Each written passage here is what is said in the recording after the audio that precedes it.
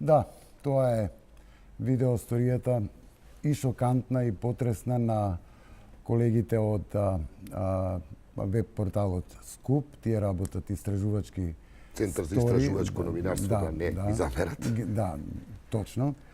Реков на почетокот дека имаме соработка со нив да ги објавуваме нивните истражувачки стори. Ова е најновата.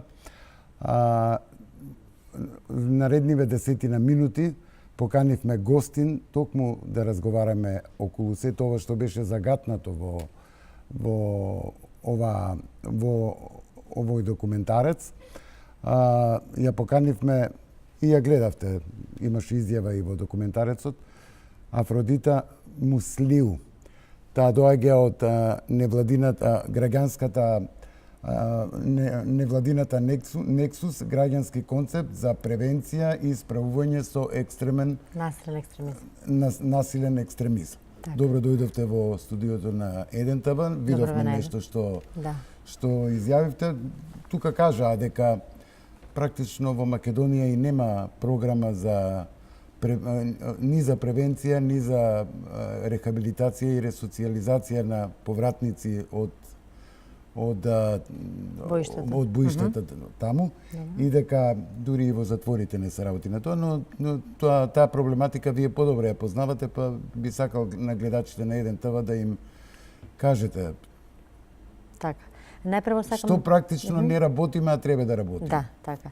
Најпрво сакам да кажам во однос на бројките кои што беа споменати во овој прилог, каде што говориме за лица кои што во моментот се наоѓаат, жени и деца во логорот, и она кој што јас зборувам за лица кои што се заминати таму. Веројатно тие бројки се и за Косово и за Македонија, не е само само за Македонија. Значи тоа е за Косово и за Македонија, но неблагодарно многу да зборуваме за бројки, затоа што гледаме дека сите овие бројки дека точно знае што е како е. Ова се бројки дознаени од медиуми, од различни конференции на кои што ги посетуваме, истражувања кои што се правени на оваа тема и слично.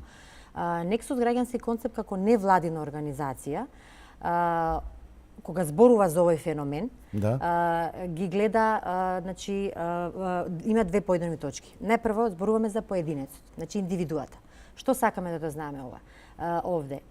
Кои биле мотивите и причините да тој замине таму? За да оди во една таква конфликтна место каде што има... Тоа е веројатно и за гледачите ќе се запрашат. Како една млада девојка, етничка македонка во случајот православна, да речеме, условно, како стига, како успева да влезе во таа мрежа? Сакам тоа да ви кажам, дека ние тоа го истражуваме и овие драйвери, мотиви и причини до сега не се конкретизирани исклучиво за нашата држава. Зборувам тоа што ова е индивидуална мотивација. Значи, секој има веројатно своја приказка, ова е љубовна една приказка која завршува во... Кои биле причините и мотивите. Има и... Значи, тоа е се уште во истражување, не би можеле, значи, конкретно, затоа што во Република Македонија има некои истражувања, но конкретна работа, значи, на терен, до сега во однос на ова прашање се уште нема, значи, не е доволно развиена. Другиот елемент од оваа поедовна точка кај индивидуата е која била мотивацијата и причината да тој се врати од тоа бојно поле, значи од Сирија назад во својата држава. Има такви што се вратиле и според законот после одат во затвор, така не? Имаме, осуденици кои што во моментот не се наоѓаат. Кривично дело е учествува. Да. И после тоа имаме еден елемент на процесот на самата индивидуална осуденикот кој што се наоѓа во моментот внатре во затворот, дали во насока на дали институциите, како што спомнавте преска, нешто работат, дали имаат некакви активности во однос на рехабилитација и ресоциализација на овие лица. Ја прашаме дали работат, што ќе одговори дека не работат. Со цел да биде како една појдовна точка за негова понатамошна реинтеграција, односно интеграција во општеството. Значи ова е тој во затворите очигледно дека не се работи ништо. Да, значи и од документарецот слушнав. Националната стратегија на Република Македонија за справување со насилен екстремизам е донесена во февруар оваа година. Изготвени се акциски планови и по состаноците кои што ги имаме со Националниот комитет. Значи сме информирани дека Националниот комитет во нивниот акциски план ја имаат оваа проблематика како активност на која што треба да работат. Лоциране проблеми. Треба да работат. Да.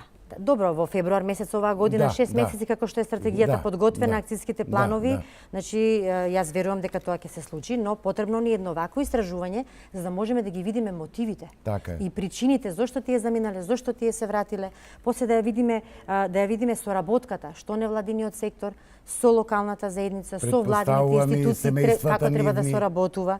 Така, семејствата нивни исто така треба да бидат дел од програмата за рехабилитација. Зошто?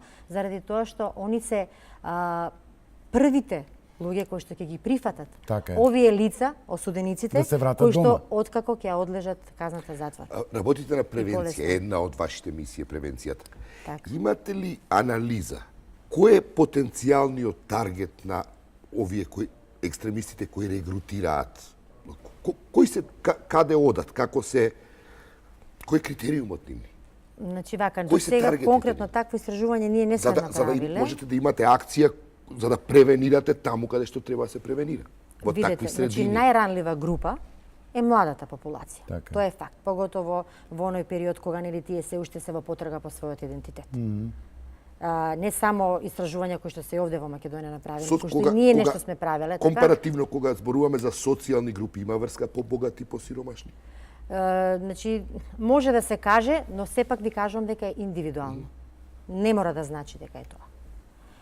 Многу истражувања и во регионот, значи на Балканот, па и во Европа, покажуваат дека секоја индивидуа си има свој мотив и своја причина. Затоа е многу битно да овие работи се конкретизираат, значи ние имаме да има точни информации за да може да се изготви една програма која што ќе биде структурирана исклучиво за оваа категорија на лица кои што во моментот се наоѓаат во на боиштата таму. Не, во затворот. Во Македонија. И си се во дефанзива. Има ли проекција која е бројката на луѓе кои ќе се враќаат назад, бидејќи тоа е во некаква фаза на распаѓање таа војна структура, на среќа. Бројка ја немаат и точна никој во држава. Како што кажавме на самиот почеток, значи различни информации протекуваат. За овие информации колку точно има таму луѓе, заминале, се вратили и слично, надлежни се институциите. Сигурно семејствата не сакаат да кажуваат, да контактираат. Па, значи исто ви кажувам, за да може... За семејствата на кои што некој нивни заминал таму. Значи, тоа треба да го направат најпрво институциите. Да, оваа националната стратегија. Институциите, значи, не, овдека станува збор, кога станува збор за семејства, значи, одма можеме да ја поврземе Министерството за труд и социјална политика. Значи, ова се лица, односно семејства, кои што се ранливи, кои во моментот, нели, сочувствуваат со она што им се случува. Треба со нив да се сочувствува, треба со нив да се работи. Во една тешка ситуација во средината во која живеат поради истражувања покажуваат дека до сега институциите, значи немаат разговарано и воопшто се немаат. Многу важна илустрација, кога зборуваме за политики, било кој. Многу важна илустрација за тоа колку навистина се има волја таа политика се спроведе е бројката во буџетот одвоено за имплементација на таа политика. Во врска со ова, има кои се проекциите во буџетот? За ресоциализација, превенција, не знам, икс други работи кои се важни за да овој проблем или со ребалансот доправа ќе го. Да, значи јас сум невладин сектор. Јас сум невладин сектор. Да, од невладин сектор. Ова најдобро би можело значи од националниот комитет да ви кажат дали имаат некој посебен буџет, а верувам дека во моментот сигурно има откако нели е направена програмата и акцијските планови, но тие најдобро може да ви кажат што и како и колку средства се одвоени и кој им е приоритетот како понатаму ќе работат. Но јас сакам да се заблагодарам стварно на националниот комитет, имаме одлична соработка. Значи они соработуваат со нас со невладиниот сектор и се заинтересирани за тоа која невладина е заинтересирана да работи во оваа насока и што во моментот работи, за да не дојде до некакво преклопување на проекти, што е многу... Па не е на одмет повеќе невладини да работат на тоа, е голем проблем. Да, меѓутоа треба да се внимава да не се работи една иста работа на исто место со исти лица, да не направи контраефект. Тоа е многу добро што се организира. Сака да јави, да се врати или нечие семејство сака да пријави. Постои ли некаква хотлайн варијанта? Не постои. Не, ете девојката по интернет комуницирала. Да. Значи не постои. Тоа е во некое минато поблиско, сега зборувам, дали се работи на тоа, бидејќи, нели, можеби им требаат канали на тие луѓе, некаков канал на комуникација за да јават дека сакаат да се вратат. Бидејќи тие не се во известен начин во опасна ситуација. Не, јас не сум запозната со тоа дека постои некаква хотлайн линија да може да некој да јави дека сака да се врати, најверојатно. Колку можат колку им е достапен телефон па од таму или интернет? Еве како што гледаме од прилогот, најверојатно како што можеме да видиме, лицата одат преку своите семејства. Затоа и кажав преска. Па добро, и довербата во семејството е најголема. Процесот на интеграцијата на овие лица во општеството, довербата во институциите. Тоа, во моментов е поголема од довербата во семејството. Семејствата се многу битни, да они се на првата линија овде. Кога зборуваме за процесот на реинтеграција на овие лица во општеството. Да, вие предвидувате дека лесно ќе контактирате со семејствата или ќе имате проблеми кои ќе почнете онаа превенција или ресоциализација? Значи, искрено да ви кажам, мислам дека они ќе бидат една од најтешката, таргет група со нив да се работи. Но искрениот пристап, кога сакате да им помогнете и да им кажете дека тие лица треба да бидат дел... Прво ќе треба на семејствата да им да стекнат довербата во институциите и во невладините, значи вака, за невладините организации можеме да кажеме дека колку толку уживаат многу повеќе кредибилитет. Повеќе неголи институциите и затоа е неминовна соработката на невладиниот сектор. Што е со едукацијата? Постои ли мониторинг на едукацијата? Како се учат децата на што за да се избегне да еден ден бидат жртви на некаков екстремизам поврзан со религиозен во случај. Така, значи превенцијата е лек не само за ова, него за сите работи општествени во животот. Најбитна е превенцијата. Најбитна е превенцијата, а тоа секако оди преку едукацијата, преку образованието. Во нашата образовна програма за ова тема не се зборува, конкретно, например, за насилство или екстремизам.